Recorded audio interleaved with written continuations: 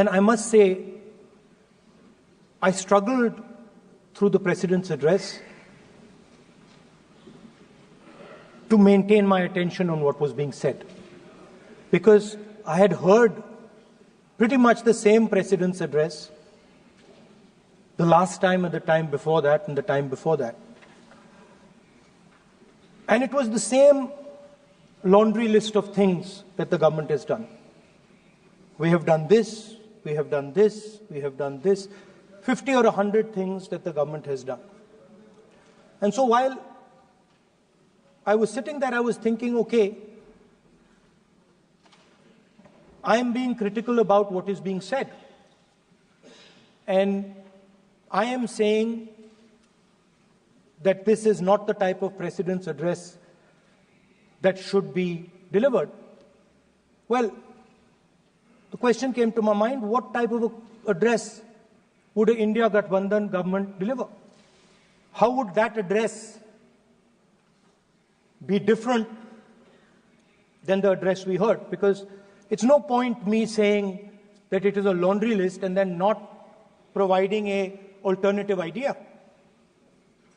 And so today I would like to lay out some dimensions of what an alternative address would look like, what the India Gathbandhan would probably focus on, and where we would lay emphasis. The future of this country is going to be decided by the young men and women of this country, the youth of this country. So I think anything we say has to be addressed to them, has to be spoken to them. The first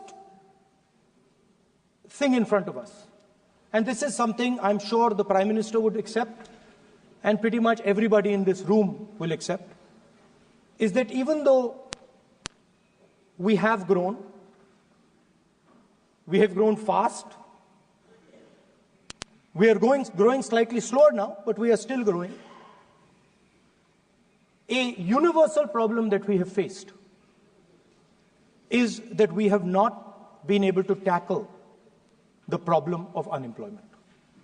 No, neither the UPA government nor today's NDA government has given a clear-cut answer to the youth of India about employment. I don't think anybody in this room will disagree with me. I'll give a little statistic for the Prime Minister. The Prime Minister, something I would agree with directionally. The Prime Minister proposed the Make in India program. I think a good idea. We saw the statues, we saw the functions, we saw the so-called investment, and the result is right in front of me. Manufacturing fell from 15.3% of GDP in 2014 to 12.6% of GDP today. That is the lowest share of manufacturing in 60 years. I'm not even blaming the Prime Minister, because I think it would not be fair to say he didn't try. I could say that the Prime Minister tried, and I think conceptually Make in India was a good idea, but it's pretty clear that he failed, because manufacturing went from 15.3% of GDP to 12.6%. So the first question that any alternative vision would answer to the youngsters of our country is, okay, what and how are we going to solve this problem of employment?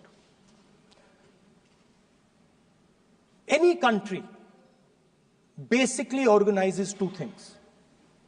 You can organize consumption, and then you can organize production. Modern way of saying organizing consumption is services. Modern way of saying organizing production is manufacturing. But there is more to production than simply manufacturing. For example, agriculture also is about production. Now, pretty much every government since 1990 has done a decent job on consumption, on organizing consumption. Which are the companies that organize consumption? Uber organizes consumption. Reliance organizes consumption. Adani organizes consumption. But we have, as a country, failed in organizing production. We have excellent companies that try to organize production. They are the Mahindras of this world. They are the Bajajs of this world. Part of Tata's organizes production, but the record of the country in organizing production is dismal. And essentially what we have done is we have handed over the organization of production to the Chinese. So this mobile phone, even though we are saying we make this mobile phone in India, that is not a fact. This phone is not made in India. This phone is assembled in India. All the components of this phone are made in China. The network that has produced this phone is made in China, is owned by China. So every time we use a phone, every time we wear a Chinese shirt, a Bangladeshi shirt, every time we wear a pair of Chinese sneakers, we are paying a tax to China. Because some Chinese youngster is earning a salary to make or to produce that product. So the first message I would give in a presidential address would be that India has to focus completely on production. Because if we do not focus on production and we continue to focus only on consumption, we will find that we will run huge deficits, we will increase inequality, and eventually we will run into a serious problem. Social problem because of unemployment, which we are already facing. If you look at the numbers of the amount of people who are in jail, if you look at the numbers that are spent on internal security, if you look at the numbers spent on our police forces, they're all spiraling. They're all rising. And everybody understands that social tension is on the rise in India. So now the next question comes, okay, so where is this employment going to come from? What is India going to produce? And for that, I'd like to tell all the youngsters of this country that there is a revolution taking place, an exciting revolution. The world is transforming completely. And the change that is taking place, at the heart of the change that is taking place, we are moving from the world of the internal combustion engine to the world of the electric motor. We are moving from petrol to batteries. We are moving wind, solar, potentially nuclear energy. So our entire way of moving is changing. And this is going to change every single thing. It is going to change warfare. It is going to change medical treatment. It is going to change education. It is going to change how we eat. It is going to change every single thing. Now, the last time there was a revolution called the computer revolution, the government of India had a clear focus. We looked at that revolution. It was the Congress government. We looked at the revolution and we decided clearly that we are going to focus on the development of software. And we rode the wave of that revolution. And today you can see the result. I remember people laughing. I remember people laughing when the computer was being talked about. You mentioned Mr. Vajpayee. I respect Mr. Vajpayee, but Mr. Vajpayee gave a speech saying that computers are of no consequence to India. So, what is important when there is a revolution? What is important is that you understand what are the drivers of that revolution and where exactly do you need to focus, where exactly do you need to sit in that revolution. I said that this revolution is going to change everything. And I want the youngsters in this country to think about it. There is a war going on in Ukraine. The war in Ukraine is actually a war between the internal combustion engine and the motor. the electric motor. The electric motor is inside the drone, the engine is inside the tank. And if you look at what is going on in Ukraine, the tanks are dying by the thousands. And small little drones with electric motors, small batteries, not much bigger than that, are destroying the entire tank artillery infrastructure of both Ukraine and Russia. So the drone is the electric motor. The drone is the battery. The drone also needs to see. So the drone is a camera. In the same way, electric cars, the electric car is a motor. The electric car is batteries. The electric car is cameras. Robots are exactly the same thing. Robots are electric motors, multiple electric motors with cameras, with batteries. And this is what the revolution is going to look like. So there are basically 4 technologies that are driving this entire change in mobility. Electric motors, batteries, optics, and then on top of that, you can apply AI. Now I want to tell the youngsters of this country, people talk about AI. But it's important to understand that AI on its own is absolutely meaningless. Because AI operates on top of data. Without data, AI means nothing. And if we look at data today, there is one thing which is very clear.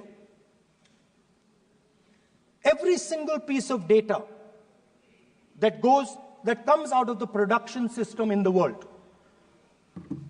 the data that was used to make this phone, the data that is used to make electric cars, the data that is used to make basically all electronics on the planet today is owned by China. And the consumption data is owned by the United States. In China, the consumption data is owned by China, but in India, companies like Google, companies like Facebook, companies like Instagram, X, they own our consumption data. So if India wants to talk about AI, it has to first answer the question, what data is going to power that AI? And the answer today is India does not have that data. Neither does India have production data, neither does India have consumption data. We have handed our consumption data to the big American companies, and the production data we don't have anyway. So what would that vision look like? The first thing, we would start getting youngsters excited about this revolution. We would start to introduce the idea of a completely new way of moving, a complete revolution in how things move. We would start teaching our children in schools about batteries, about electric motors, about how these things combine, about how drones, robots, electric cars are structured, how they will work together. And most important, we have to start building a production network so that we can get access to production data. Now, what would we focus on? We would not give you a laundry list. China has at least a 10-year lead on India in this space. China has been working on batteries, robots, motors, optics for the last 10 years, and we are behind. So what would our president's address say to the youngsters? We will choose critical areas in each one of these technologies, and we will start to build capabilities in those areas. The second thing we would do, we would ensure that our banking system is not captured by 2 or 3 companies that basically do not allow you to build a production system. But our banking system is open, is dynamic, and is accessible to small and medium businesses and to millions and millions of entrepreneurs who want to take part in this revolution. Our foreign policy would take into account this revolution. When we talk to the United States, we would not send our foreign minister to invite our prime minister to his coronation. We would not send him 3 or 4 times, please invite our Prime Minister. Because if we had a production system and if we were working on these technologies, the American president would come here and invite the Prime Minister. So it is important to understand where a... Please. No. Foreign policy.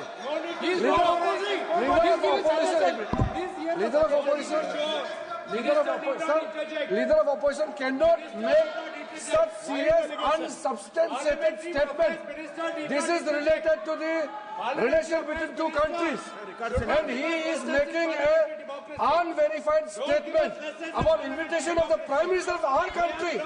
Is matter of our dignity. How can you make such kind of statement? He is leader of opposition, sir. He should be responsible in making such statement. Sir, LOP is giving us very positive suggestions. Why they are worried, sir? For the country, he is giving... Leader of opposition has the information from any official source.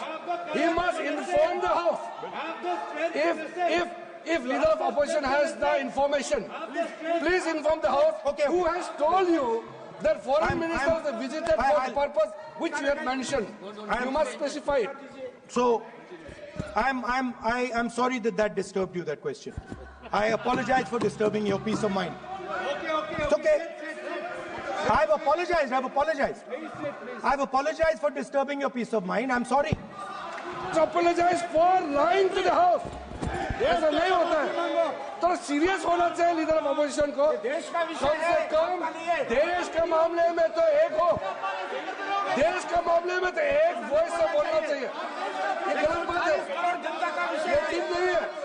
Leader of opposition को इस तरह का बयानबाजी नहीं करना चाहिए. ये गंभीर विषय पर चर्चा चल रही है. So we would start by telling our young men and women that they have to be at the forefront of this revolution. We cannot afford that the Chinese are at the forefront of this revolution. Number one. Number two, we would ensure that the absolute best experts on these technologies would talk to our students, would talk to our youngsters, and guide them on what a future, on what these future technologies are going to do. We would make them partners in this revolution. Now, we talk about defense. And today, we have the Chinese.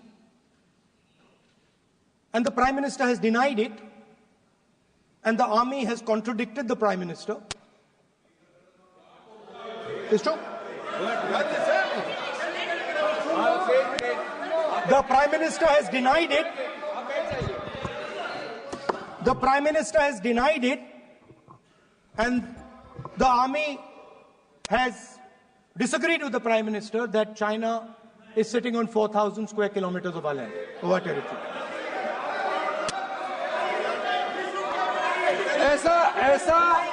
ऐसा इस सदन में अब मन चाहे बात नहीं बोल सकते हैं. ये बिल्कुल ठीक नहीं है सर. ये सीरियस मामला है. आप फॉरेन पॉलिसी पे, बॉर्डर इश्यू पर आप अपना कैसे मजाक बात कर सकते हैं? अपना मनमोहन कहानी आप बना के बोल रहे हैं. ये तो बहुत सीरियस मामला है. विदेशी प्रतिपक्ष के नेता जो आप विषय बोल रहे हैं, जो विषय आप बोल रहे हैं, उसके तथ्यों को let me speak. सदन के पटल पे रखना. आप पानी. अनुरोध है लीडर ऑफ अपोजिशन बोलिए, हम लोग शांति से सुनेंगे. ये आपका अधिकार है बोलने का, मगर आप मन चाहे ऐसा सीरियस इशू पे कैसे बोल सकते हैं? ये सीरियस मामला है. आप सदन में मर्जी से बोलते हो, फॉरेन मिनिस्टर का बात बोलते हो, सीमा का बात ऑफिशियल वर्जन से अलग बात करते हैं. ऐसा मत बोलिए. ये देश के लिए ठीक नहीं है. आपको सीरियस होना पड़ेगा लीडर ऑफ अपोजिशन. ये गंभीर मामले को आप ऐसा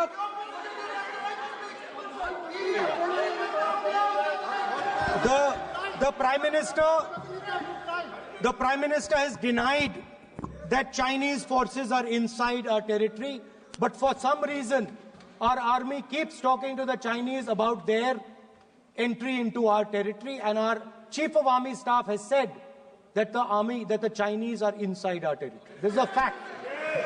This is not invention, this is a fact. Now, but the reason China is inside our territory is important.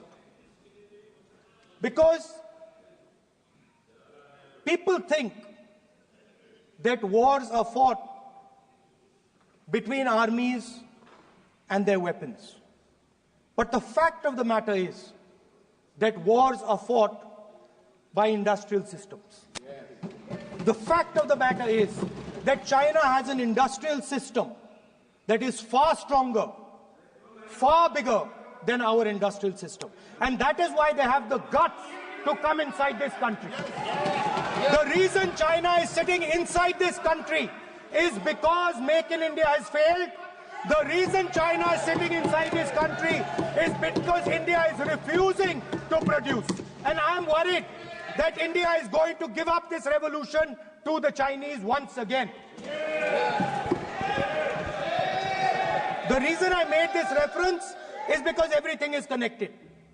If and when we fight a war with China, we will be fighting with Chinese electric motors, Chinese batteries, Chinese optics, and we will be buying Chinese motors, Chinese optics, Chinese batteries. It is a non-sustainable proposition. That is why for our security, for the future of our children, for the future of our country, we have to build a production system, and we cannot allow this revolution to go by. Now, the next step, we have a strategic partner called the United States. The partnership should focus on how India and the United States can work together to take advantage of this revolution. That is what the conversation should be on. Please understand that India is as important as the United States for the simple reason that they cannot build an industrial system without us. They cannot build a production system without us. No matter what they say, the Americans simply cannot do what India can do because their cost structure is much, much, much more expensive than ours. We can build things that the Americans would never imagine. India can do that. So that would be the first part of a president's address. We would talk to the youngsters in India and say to them, we want you to be partners in this revolution. We want to change the Indian banking system so you can have access to it. And we believe in you, we trust in you, and we believe you can take on the Chinese. That's the first part. The second part would be about participation. We have done a caste census in Telangana. And what we have found is shocking. Almost 90% of Telangana is either Dalit, Adivasi, backward, or minority. Almost 90%. And I am convinced that that is the story across the country. I am absolutely convinced that the OBC population of this country is not one less than 50%, possibly 55%. 16% are Dalits, 9% are Adivasis, 15% are minorities. Last budget, there was a photograph. You remember the photograph? Of course. वो मक्खन बांटने वाली, हलवा बांटने वाली photo. मैं हैरान हो गया कि इस बार फोटो ही हटा दी. हलवा खिलाया मगर दिखाया नहीं किसको खिला रहे. So at the center of any new development paradigm for this country, which runs parallel with the production paradigm I spoke of, which works together with the production paradigm I spoke of is the participation of lower castes, OBCs, Dalits, Adivasis in the wealth of this country. If we look at the largest corporates in this country, they're all owned. None of them are owned by OBCs. None of them are owned by Dalits. None of them are owned by tribals. If we look at the biggest media companies that support the Prime Minister, every day we see the Prime Minister's pleasant face, smiling face on these media. None of them are owned by OBCs. None of them are owned by Dalits. None of them are owned by Adivasis. This is the fact. So central to any new development paradigm is the architecture of a new paradigm. And that architecture of the new paradigm can only be built once the caste census is placed on this table. Because once the caste census is placed on the table, we will know exactly how much of this country's wealth, how much of this country's power, how many of this country's institutions are owned by 90% of this country. There are OBC MPs in the BJP. There are OBC MPs in the BJP. There are Dalit MPs in the BJP. There are Adivasi MPs in the BJP. Remember, you are OBCs, you have 50% of the population, and you have absolutely no power. I know that you're sitting there and you cannot even open your mouth. That is the truth of the country. प्रधानमंत्री का चेहरा आपको दिखाई नहीं देता है। जाति जनगणना, प्रधानमंत्री का चेहरा आपको दिखाई नहीं देता है। Architecture, participation, revolution in this country that we are going to bring. ये अंधेरा हो गया है। पार्लियामेंट में है। ये कुछ दिखता नहीं है। सोनिया गांधी, प्रियंका, ये इधर अपोजिशन को कुछ दिखाई नहीं देता है। ओबीसी बात करते हैं। So the idea is, Speaker sir, the idea.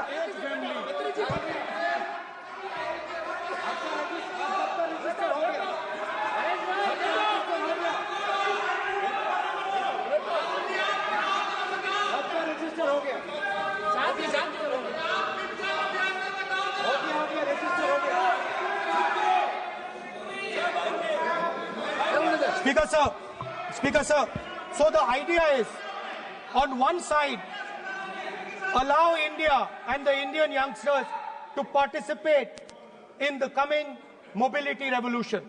Allow them to participate in building robots, in building drones, in building electronic items, in building EVs. And on the other side, running parallel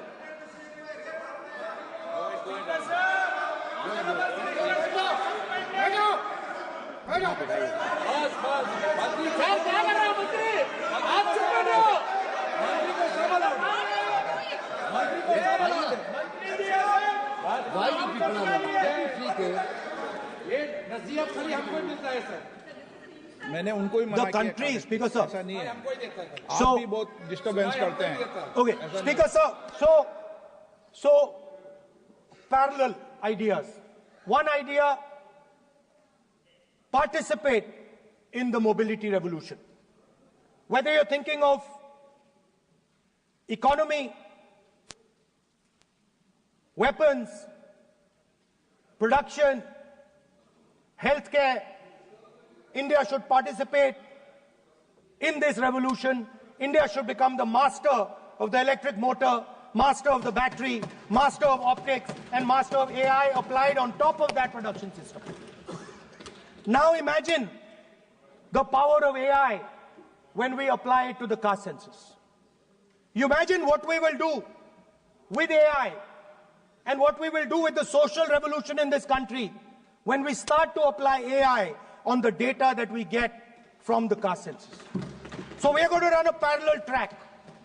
On one side, participation, revolutionizing the participation of Dalits, OBCs, Adivasis in the ruling of this country, in the institutions of this country, in distribution of wealth of this country. And on the other side, parallel track, challenge the Chinese and participate in the revolution and defeat the Chinese in electric motors, batteries, solar panels, and wind. So that is the first two parts of any presidential election address that any India Gathbandhan leader would give you. The final, of course, we go back to the Constitution. This, our favorite,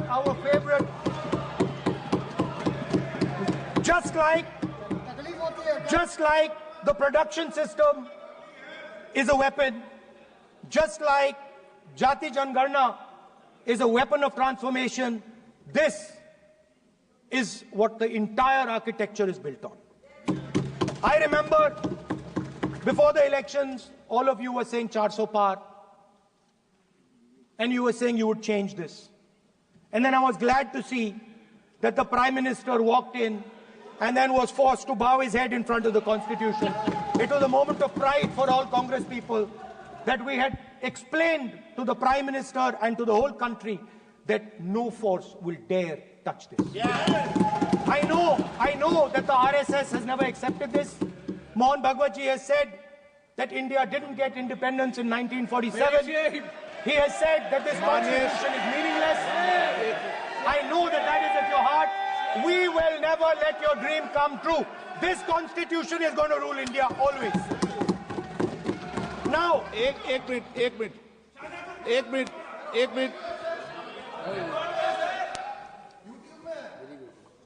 आप प्रतिपक्ष के नेता हैं, मेरा आपसे आग्रह है कि जो विषय आप रखें वह तथ्यों के आधार पर रखें, उचित होगा। मैंने आपको पहले भी कहा, और जो सदन के सदस्य नहीं है उनकी चर्चा न करें। बताता हूं सर, मोहन भागवत आप नियम प्रक्रियाओं की पालन करें, आपसे अपेक्षा। सर, मोहन भागवत जी ने स्टेटमेंट दिया। मोहन भागवत का statement Sir, one second. We will authenticate. Speaker, sir. We will authenticate.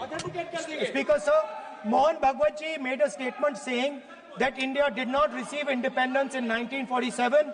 It received independence when the Ram Mandir was inaugurated. We will place that on the table. Now, sir, I would like to mention one small thing, but very important thing. Speaker, sir, this constitution is supported by this constitution is supported by the vote of our people. Without the secure vote of the Indian people, this constitution means nothing. Now I want to bring to the notice of this House some data, some information about the Maharashtra election. Very simple stuff. Speaker, sir, between the Lok Sabha election, which the India Alliance won, and the Vidhan Sabha election, the voting population of Himachal Pradesh was added to the voting roll of Maharashtra. Meaning the entire population of Himachal Pradesh was added to the voter rolls of Maharashtra. Please understand what I am saying. In Lok Sabha, the difference between Lok Sabha and Vidhan Sabha was the population of Himachal. The entire population. Almost 70 lakh new voters suddenly arrived between Lok Sabha and Vidhan Sabha. Now, the most interesting part, and the Prime Minister is not looking at me. The most interesting part, the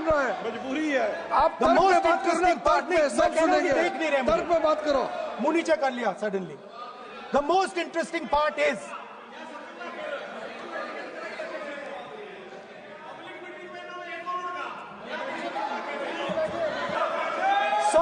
Sir, Maharashtra mein more voters were added in 5 months in Maharashtra than were added in 5 years in Maharashtra. जितने 5 साल में add हुए उससे ज्यादा 5 महीने में add हुए, आखिरी 5 महीने में लोकसभा चुनाव के बाद। सर, एक बिल्डिंग है सर, शिरडी में एक बिल्डिंग में 7,000 नए वोटर एक बिल्डिंग में ऐड हुए सर। एक बिल्डिंग में 7,000 नए वोटर ऐड हुए सर। सर मैं कोई आरोप नहीं लगा रहा हूं, मैं कोई आरोप नहीं लगा रहा हूं, मैं सिर्फ ये कह रहा हूं सर कि ये इसमें कुछ ना कुछ प्रॉब्लमैटिक है कि हिमाचल प्रदेश जितने बड़े वोटर्स लोकसभा के बाद जादू से आ जाते हैं। अब हम क्या कह रहे हैं, हमने इलेक्शन कमीशन से रिपीटेडली कहा है कि हम आरोप नहीं लगा रहे हैं, आप एक काम कीजिए, हमें लोकसभा की वोटर लिस्ट दे दीजिए, नेम एड्रेस और इलेक्ट्रॉनिकली दीजिए, और विधानसभा नहीं है।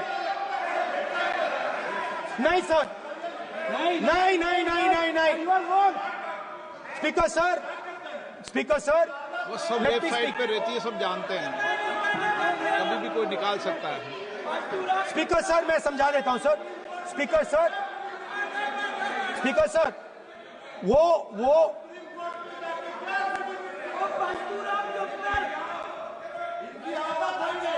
Speaker sir, we have asked. Speaker sir.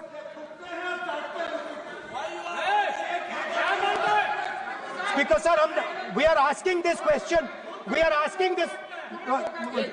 Speaker sir, population of Himachal Pradesh.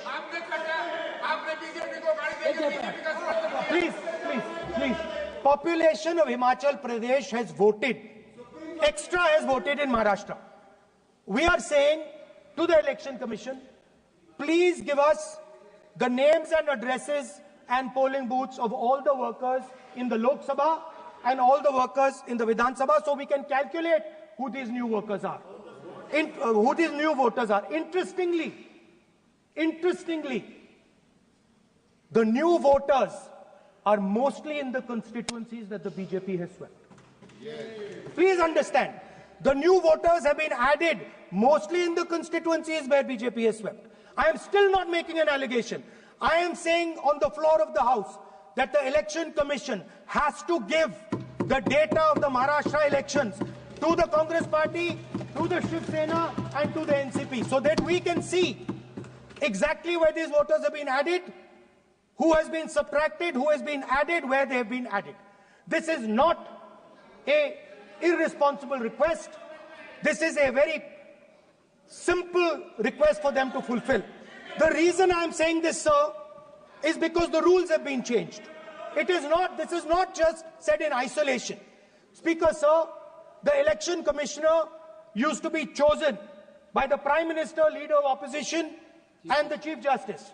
Sir, the Chief Justice was removed from that committee. Why? Why? This is the question, sir. This is the question to the Prime Minister. Why was the Chief Justice removed from the committee? Now, in a few days, I'm going to go to the meeting. I'm going to go to the meeting. There's going to be Mr. Amit Shah and Mr. Modi ji. And there's going to be me. 2-1. Why am I even going to the meeting? What is the purpose of me going to the meeting? I'm only going to the meeting to certify what Modi ji and Amit Shah ji are going to say. Right? Whereas if the Chief Justice was there could be a discussion. Chief Justice and Leader of Opposition could say, no, we don't agree. So, there seems to be a calculated strategy. Now, just prior to the Lok Sabha, the election commissioner was changed and 2 new election commissioners were placed. Yes. We know that the election dates were changed. Yes. We know that the elections were postponed. These are facts. These are not things I am inventing. So, in order to safeguard this constitution, the entire opposition requests the data for the Maharashtra election. We request the data and the electoral voter list for Lok Sabha and the corresponding list for Vidhan Sabha. And I am very confident that the Election Commission will not give us this information. Speaker, sir, that is broadly. So the third element of our President's address would be a determined defense of India's institutions, of our democratic system and a re-look at our entire democratic framework and the looking again at all the institutions that have been taken away from the people of India. So those would be the type of things that we would say in a presidential address. I'd like to finally say one thing. In the last, थोड़ा बढ़ा देता हूं. अब मैं थोड़ा और खींचूंगा. अब और खींचूंगा थोड़ा. अब और खींचूंगा. So in the last, there is a background, a philosophical background to what I am saying. Essentially, what I am saying to the youngsters of India and to this House is that instead of focusing on multiple things, instead of telling us a laundry list, give us a strategy, give us a vision, make it clear, right?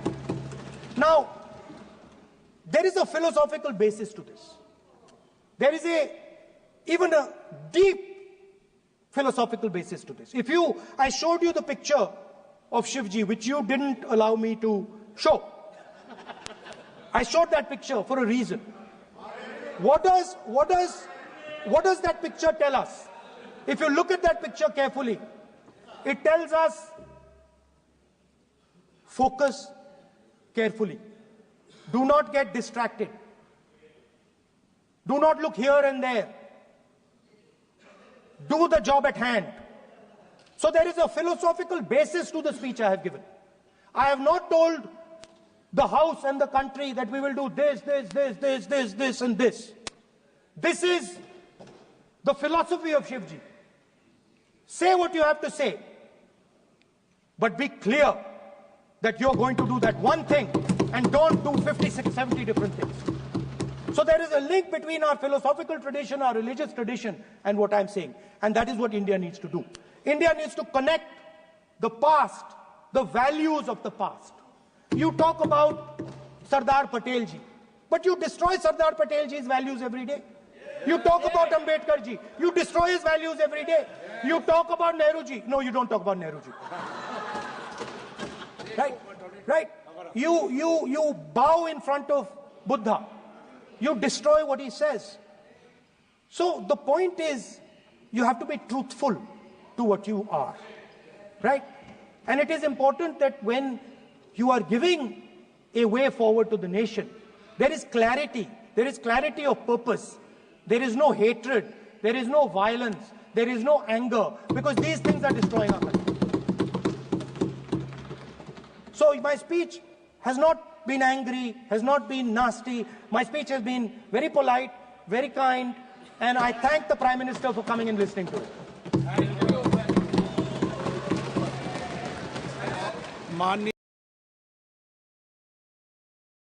India is going to be the engine of the growth story of the world. Keep trying and keep failing. Modi ji के मार्गदर्शन में दिल्ली में बनने वाली भाजपा की सरकार पूरा करेगी. बहुत बहुत धन्यवाद. जय हिंद. माननीय सदस्य श्री रविशंकर प्रसाद जी.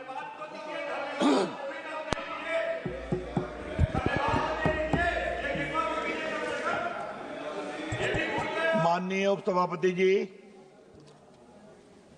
राष्ट्रपति जी के संसद के अभिभाषण पर माननीय सदस्य विदुड़ी जी ने जो धन्यवाद का प्रस्ताव प्रस्तुत किया है, मैं उसका समर्थन करता हूं. 75 वर्ष भारत के संविधान के हो गए और महामहिम राष्ट्रपति संसद के दोनों सदनों को संबोधित करते हैं. बजट सत्र है, बाकी है, नया सत्र है, तो बहुत ही स्थापित परंपरा है. उपसभापति जी, सदन को यह बताना जरूरी है कि राष्ट्रपति भारत के सर्वोच्च संवैधानिक पद पर बैठते हैं या बैठती हैं. वो सेना के कमांडर इन चीफ भी होते हैं और भारत के संविधान के आर्टिकल 79 के मुताबिक वो संसद के पार्ट भी होते हैं. ये मुझे बताना बहुत जरूरी है इस सदन में there shall be a parliament for the union of which shall consist of the president and 2 houses to be known respectively as council of the states and house of the people. लोक सभा और राज्यसभा। तो महामहिम राष्ट्रपति संसद के part है और हम सभी का नैतिक दायित्व है, संवैधानिक दायित्व है कि हम उनका सम्मान करें। महामहिम राष्ट्रपति जी द्रौपदी मुर्मू जी बहुत ही साधारण परिवार से आगे बढ़ी और अपनी मेहनत, शिक्षा, लगन और सेवा भाव से वो राज्यपाल बनी। और मैं कहना चाहूंगा, राज्यपाल से हटने के बाद वो अपने गांव चली गई। उनके परिवार में कई कष्ट हुआ, बेटियों को पढ़ाने के लिए उन्होंने स्कूल खोला और बाद में मुझे गर्व है भारत के प्रधानमंत्री पर कि एक वंचित आदिवासी समाज की एक योग्य नेत्री को भारत का राष्ट्रपति बनाया गया। और उस सभापति जी, मैं ये बात बहुत शालीनता से कहना चाहूंगा कि पिछले 2 वर्षों में जब से वो राष्ट्रपति हैं, उन्होंने अपनी गरिमा, अपनी शालीनता से राष्ट्रपति के पद को एक नई ऊंचाई दी है। ये मैं सदन में कहना चाहता हूं।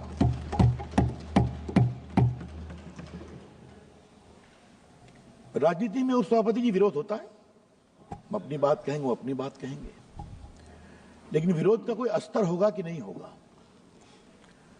विरोध की कोई गरिमा होगी या नहीं होगी। और ये सवाल मैं बड़ी जिम्मेदारी से इस सदन में आज रखना चाहता हूं। महामहिम राष्ट्रपति के उस दिन के उद्बोधन के बाद एक विपक्ष की बड़ी पार्टी की बड़ी नेत्री ने क्या कहा उनके बारे में? पुअर लेडी, ये शब्द है क्या?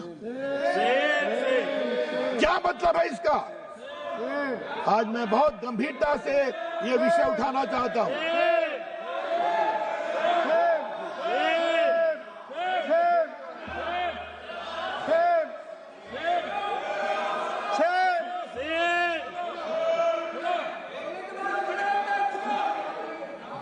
उपसभापति जी, मैंने माननीय सदस्य, आपको भी अवसर दिया जाएगा। प्लीज बैठिए, प्लीज बैठिए। आपका नाम नहीं लिया। हमने किसी का, I am not yielding, kindly sit down, I am not yielding. उपसभापति जी, हमने किसी का नाम नहीं लिया, हमने किसी का नाम नहीं लिया। आप बैठिए प्लीज। माननीय सदस्य, आपको अवसर दिया जाएगा, आप अपनी बात रखिएगा। ये बात इसलिए मैं कहना चाहूंगा कि शायद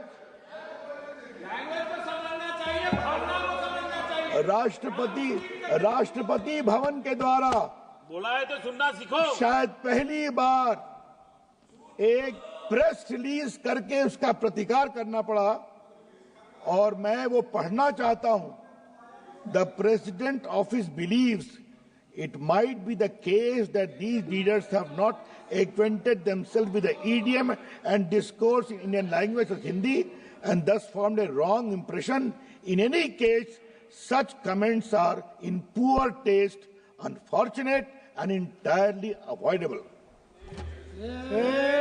मैंने राष्ट्रपति जी के द्वारा जो टिप्पणी की गई है वो मेरे पास है और मैं आज इस सदन के ऊपर अपने भाषण में महामहिम राष्ट्रपति जी के द्वारा जिम्मेदार लोगों के द्वारा जो टिप्पणी की गई है उसकी बहुत भर्त्सना करना चाहता हूं। ये गलत है, ये नहीं होना चाहिए था और हम सबों को बहुत गर्व है महामहिम द्रौपदी मुर्मू जी पर, जिस तरह से उन्होंने आचरण किया, उन्होंने भाषण दिया।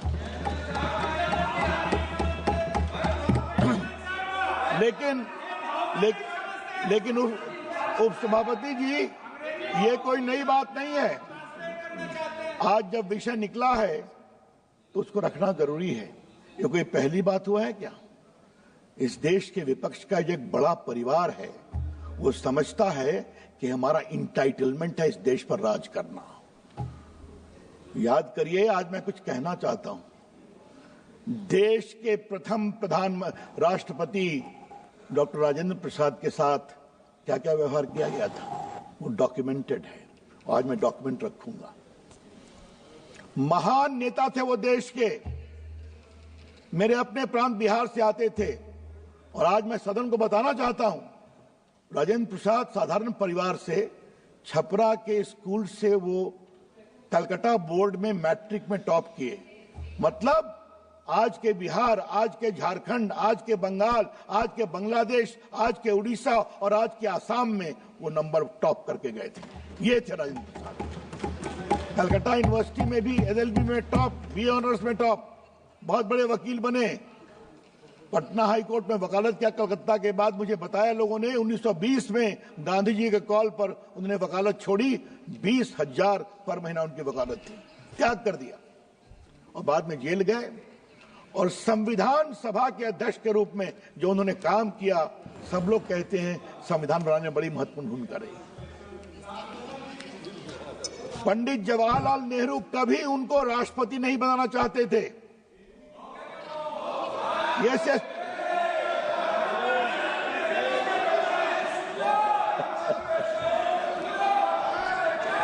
उपसभापति जी, दुर्गा दास देश के एक बहुत बड़े पत्रकार थे। उन्होंने 1959 में एक किताब लिखी, India from Curzon to Nehru and after. मैं इसके पेज चैप्टर 13 में इसका विस्तार से जिक्र है कि नेहरू जी 52 में उनको राष्ट्रपति नहीं बनाना चाहते थे, 57 में भी राष्ट्रपति नहीं बनाना चाहते थे। और दो व्यक्ति, सरदार पटेल और मौलाना आजाद, इन दोनों ने कहा है। बैठिए बैठिए सर, ये दुर्गा दास जी देश के बड़े पत्रकार थे। और सर एक बात और जाने सर, ये बहुत जरूरी है सर, डॉक्टर राजेंद्र प्रसाद का निधन 63 में हुआ। उस समय भारत के राष्ट्रपति राधाकृष्णन थे। उन्होंने कहा नेहरू जी से कि मैं पटना जाना चाहता हूं उनके अंतिम संस्कार में, आप भी चलिए। नेहरू जी ने कहा मैं राजस्थान जा रहा हूं फंड कलेक्शन करने के लिए, मैं नहीं जाऊंगा और आपको भी नहीं जाना चाहिए।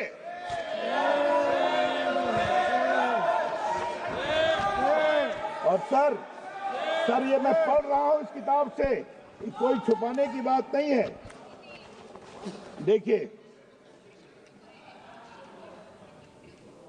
नेहरू टोल्ड, मैं इसके पेज 339 को पढ़ रहा हूं सभापति जी।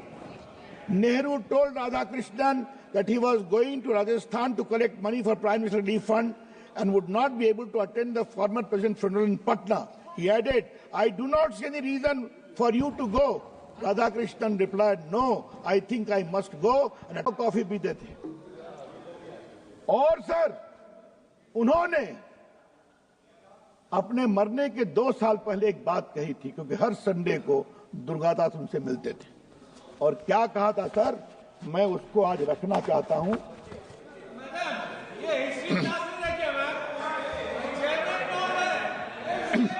But Azad revised his opinion of Nehru in the last 2 years of his life. Indeed, he इसको सुने, इसको आप लोग भी सुनिए। Indeed, he went to the extent of expressing regret for being unfair to Patel and asserting that he was sure that the country would have been better off if Sardar Vallabhbhai Patel had been the Prime Minister. What motivated this change? Toward the end of his life, Azad realized the best protection for Muslims was the goodwill of Hindus and a strong government. He told me he had come to the conclusion that Nehru policies has weakened the administration. ये सब 60 साल पहले की किताब में पढ़ रहा हूं।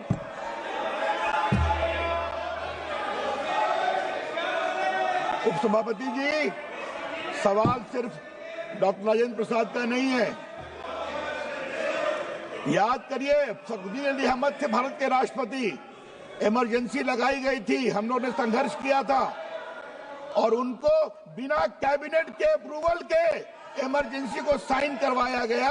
ये राष्ट्रपति को सम्मान देते हैं ये लोग। ज्ञानी जैल सिंह के साथ राजीव गांधी का क्या व्यवहार था, ये सब रिकॉर्ड की बात है, ये हम सभी जानते हैं। और सर, प्रणब मुखर्जी को इन लोगों का बस चलता तो कभी भारत के राष्ट्रपति नहीं बनने देते, ये भी मैं कहना चाहता हूं। ये तो हमारी सरकार है कि उन्होंने सम्मान से काम किया और उनको भारत रत्न भी दिया। ये बात इसलिए मैंने कहा कि माननीय राष्ट्रपति महामहिम द्रौपदी मुर्मू जी के साथ जो टिप्पणी की गई वो नई बात नहीं है, ये इनकी परंपरा में है, ये इनका पॉलिटिकल डीएनए है। हाँ?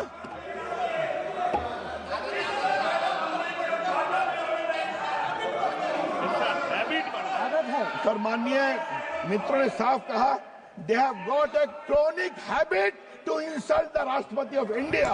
लेट मी टेल यू, ये उनकी परंपरा बन गई है। जैल सिंह और प्रणब मुखर्जी और अब माननीय द्रौपदी मुर्मू जी, ये समझना बहुत जरूरी है। सर, एक दूसरी बात कहनी है, राष्ट्रपति जी ने अपने अभिभाषण में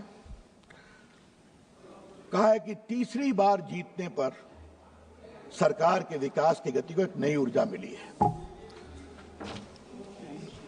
वो पहली ही जीत पर परेशान थे 14 में, कैसे हम जीत गए। 19 में और परेशान हो गए, अब तीसरी बार जीत गए तो कहे कि साहब कमजोर हो गए। तो जनता ने जवाब दिया तो हरियाणा में कस के पिट गए।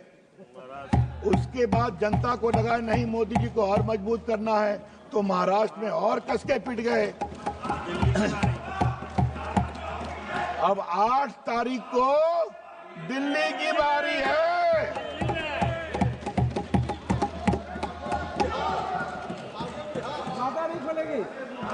बिहार पर काफी बोल रहे, आ रहा हूं। सर, इतना सिमटते जा रहे हैं उपसभापति जी, इतना सिमट गए हैं, फिर भी वही अहंकार है, वही गुरूर है, ये मुझे आज तक नहीं समझ में आया।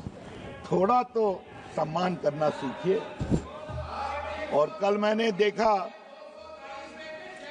हमारे विपक्ष के गुणी नेता का एक वक्तव्य देखा, हम संविधान बदलना चाहते हैं, वो संविधान बदलने नहीं देंगे। कौन कह रहा है बदलने की बात है? ये तो आप 2 साल से 3 साल से आलाप कर रहे हैं। लेकिन मैं उनसे कहूंगा, संविधान बचाने की बात करते हैं तो पहले संविधान के संरक्षक राष्ट्रपति का सम्मान करना सीखिए, ये मैं कहना चाहता हूं। मैंने आर्टिकल 79 जान के पढ़ा कि राहुल गांधी पढ़े और समझे। वो तो होमवर्क करते नहीं, आप जानती हैं। तो मैंने आज जान के रिपीट किया कि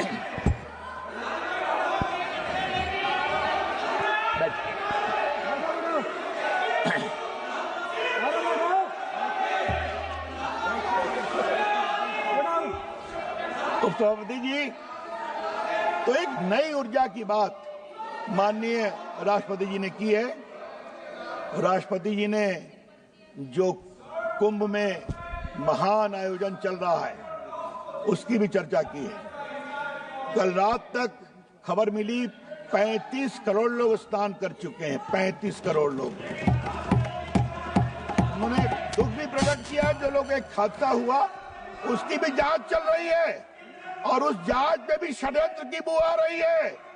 जब पूरा जांच सामने आएगी तो वो हादसा किसने करवाया उनको शर्म से झुकना पड़ेगा, ये भी मैं कहना चाहता हूं। उपसभापति जी, मुझे एक बात जरूर कहनी है, ये कुंभ का नाम सुनते और सनातन का नाम सुनते उनको परेशानी क्यों हो जाती है? क्या हो जाता है? जिस तरह से और एक बात मैं इस सदन में साफ साफ करना चाहता हूं।